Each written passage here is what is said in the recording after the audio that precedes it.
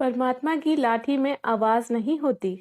एक साधु वर्षा के जल में प्रेम और मस्ती से भरा चला जा रहा था कि साधु ने एक मिठाई की दुकान को देखा, जहां एक कढ़ाई में गर्मा गर्म दूध उबल रहा था, जो मौसम के हिसाब से दूसरी कढ़ाई में गर्मा गर्म जलेबियां तैयार हो रही थी।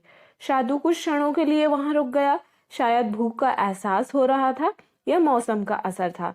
साधु हलवाई की भट्टी को बड़े गौर से देखने लगा। साधु कुछ खाना चाहता था, लेकिन साधु की जेब ही नहीं थी, तो पैसा भला कहाँ से होते।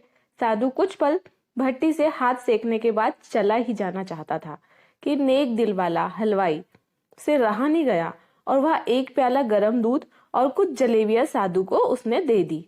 मलंग ने गरम जलेबियां गरम दूध के साथ खाई और फिर हाथों को ऊपर की ओर उठाकर हलवाई के लिए उसने प्रार्थना की, फिर आगे चल दिया। साधु बाबा का पेट भर चुका था।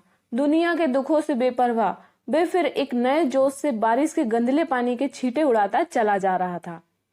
वह इस बात से बेखबर था कि एक युवा नव विवाहिता जोड़ा भी वर्षा के जल से बचता बचाता उसके पीछे चला आ रहा था। एक बार इस मस्त साधु ने बारिश के गंदले पानी में जोर से लात मारी। बारिश का पानी उड़ता हुआ सीधा पीछे आने वाली युवती के कपड़ों को भिगा गया। उस औरत के कीमती कपड़े कीचड़ से लथपथ हो गए। उसके युवा पति से यह बर्दाश्त नहीं हुई, इसलिए उसने आस्तीन चढ़ाई और आगे बढ़ा और साधु के कपड़े पकड़कर कहने लगा, अंधा है, तुमको नजर नहीं आता? तेरी हरकत की वजह से मेरी पत्नी के कपड़े गीले हो गए हैं और कीचड़ से भर गए हैं। साधु हक्का बक्का सा खड़ा था, जबकि इस युवा को साधु का चुप रहना हजम नहीं हो रहा था। महिला ने आगे बढ़कर युवा के हाथों से साधु को छुड़ाना भी चाहा, लेकिन युवा की आंखों से निकलती नफरत की चिंगारी देखकर वह भी फिर पीछे खिसकने पर मजबूर हो गई।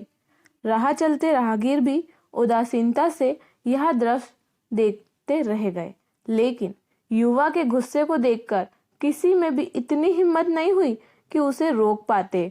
और आखिर जवानी के नशे में चूर इस युवक ने एक जोरदार थप्पड़ साधु के चेहरे पर जड़ दिया।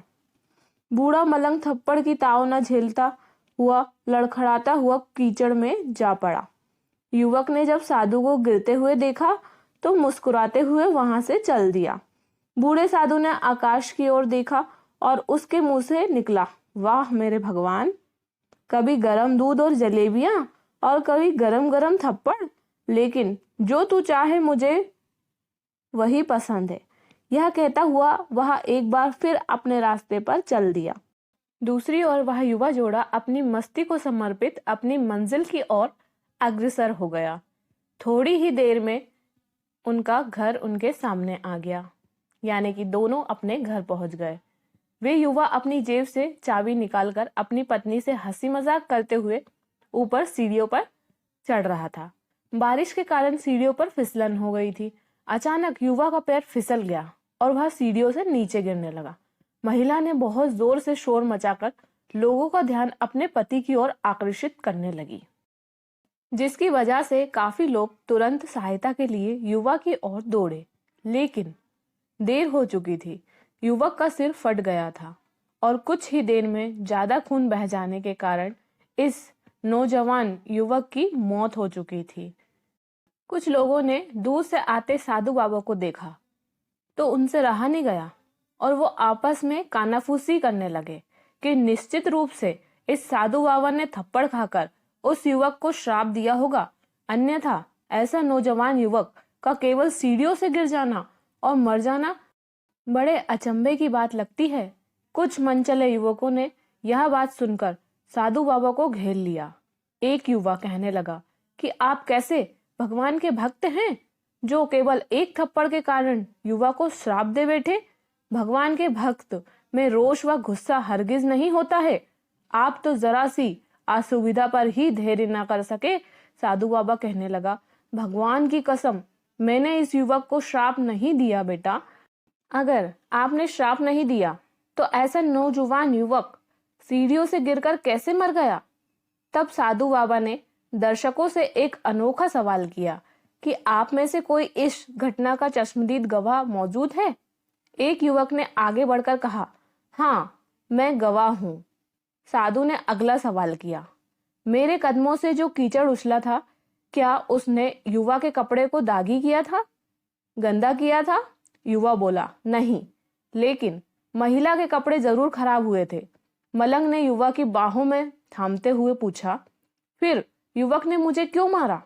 युवक कहने लगा, क्योंकि वह युवा इस महिला का प्रेमी था और यह बर्दाश्त नहीं कर सका कि कोई उसके प्रेमी के कपड़ों को गंदा करे, इसीलिए उस युवक ने आपको मारा। युवा की बात सुनकर साधु बाबा ने जोरदार ठहाका बुलंद किया और यह कहता हुआ वहां से विदा हो गया कि भगवान की कसम, मैंने उस इंसान को श्राप नहीं दिया, और उसको क्या, मैंने कभी किसी को जिंदगी में श्राप नहीं दिया। लेकिन कोई है जो मुझसे प्रेम रखता है, अगर उसका यार सहन नहीं कर सका तो मेरे यार को कैसे बर्दाश्त होगा कि कोई मुझे मारे और कोई मुझे पीटे? और जो मेरा यार है वह इतना शक्तिशाली है कि दुनिया का बड़े से बड़ा राजा भी उसकी लाठी से डरता है। उस परमात्मा की लाठी दिखती नहीं है और ना ही आवाज करती है, लेकिन जब वह पड़ती है तो बहुत दर्द देती है। दोस्तों, भगवान हर जगह शामिल होते हैं, इसीलिए कुछ भी कर्म करने से पहले एक बार भगवान को जरूर याद करें। अगर वीडियो पसंद आया हो तो वीडियो को लाइक और चैनल को सब्सक्राइब करना बिल्कुल मत भूलिएगा। मिलते हैं अगली कहानी में, तब तक अपने और अपने घर वालों का ध्यान रखिए। वीडियो पूरा देखने के लिए बहुत बहुत धन्यवाद।